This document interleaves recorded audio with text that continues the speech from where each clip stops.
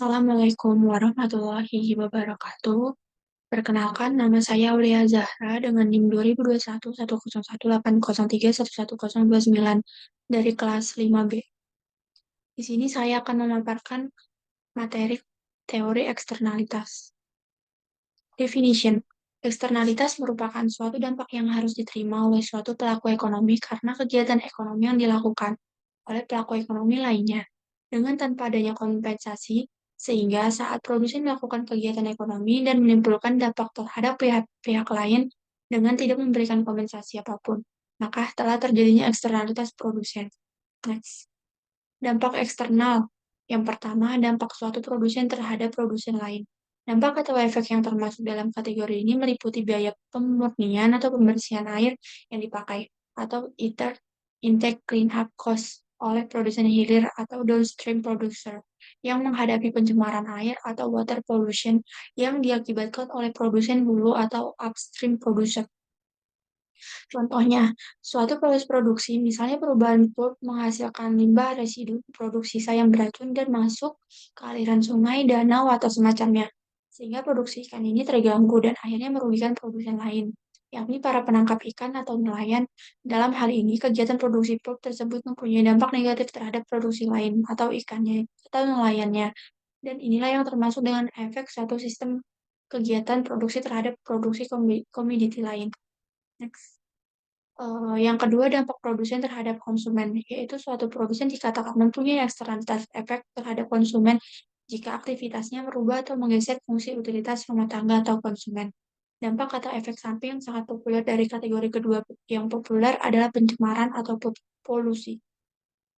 Sebagai contoh, polusi suara atau noise berkurangnya fasilitas daya tarik alam amenity. Karena pertambangan, bahaya radiasi dari stasiun pembangkit polusi udara serta polusi air yang semuanya mempengaruhi kenyamanan konsumen atau masyarakat luas.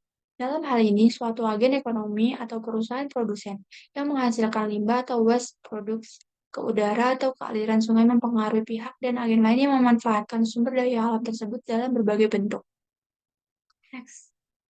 Yang ketiga, ada dampak konsumen terhadap konsumen lain, yaitu dampak konsumen terhadap konsumen yang lain terjadi jika aktivitas orang atau kelompok tertentu mempengaruhi atau mengganggu fungsi utilitas konsumen yang lain. Konsumen seorang individu bisa dipengaruhi tidak hanya oleh efek samping dari kegiatan produksi, tapi juga oleh konsumsi oleh individu lain. Dampak atau efek dari kegiatan suatu seorang konsumen yang lain dapat terjadi dalam berbagai bentuk. Contohnya, yang pertama, bisingnya suara pemotong rumput tetangga, kebisingan bunyi radio atau musik dari tetangga. Yang kedua yaitu asap rokok seorang terhadap orang sekitarnya dan sebagainya. Next. Dampak yang keempat yaitu dampak konsumen terhadap produsen. Dampak konsumen terhadap produsen terjadi jika aktivitas konsumen mengganggu fungsi produksi suatu produsen atau kelompok produsen tertentu. Contohnya, ketika limbah rumah tangga terbuang ke aliran sungai dan mencemarinya sehingga memanfaatkan air baik oleh ikan atau nelayan atau perusahaan yang memanfaatkan air bersih tersebut. Next. Jenis-jenis eksternalitas yaitu ada dua, yaitu eksternalitas positif dan eksternalitas negatif.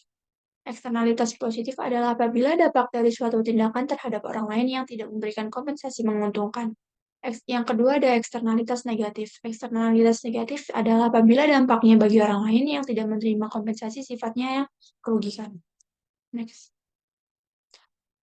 Faktor-faktor penyebab eksternalitas. Yang pertama ada keberadaan barang publik karena sifat barang publik yang tidak eksklusif dan merupakan konsumsi umum. Keadaan seperti ini cenderung berakibat berkurangnya insentif atau rangsangan untuk memberikan kontribusi terhadap penyediaan dan pengelolaan barang publik.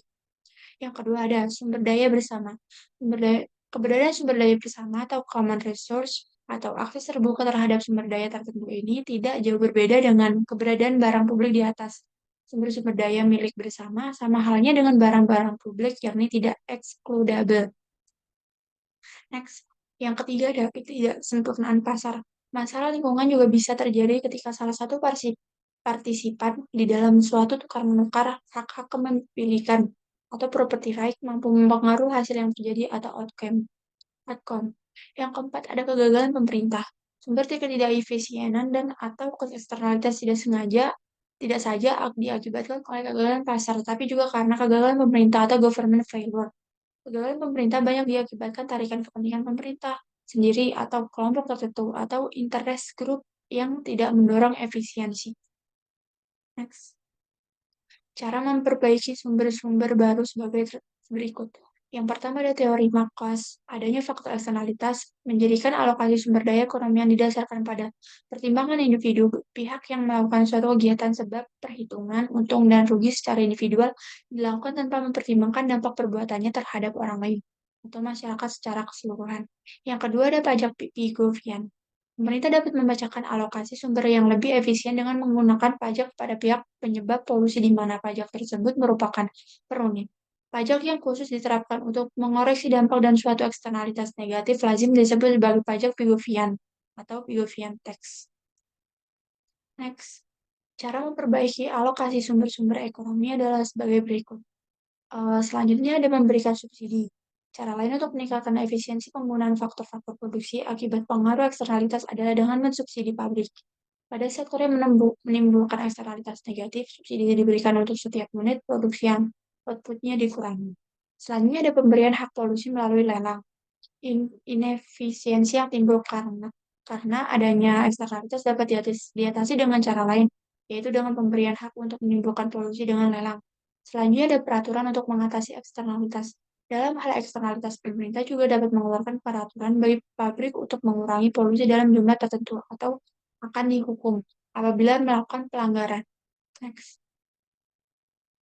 Terdapat studi kasus eksternalitas, yaitu dari kasus pencemaran lingkungan di sepanjang Sungai Berantas yang dilakukan oleh PT Jiwi Kimia yang memberi dampak negatif bagi lingkungan masyarakat.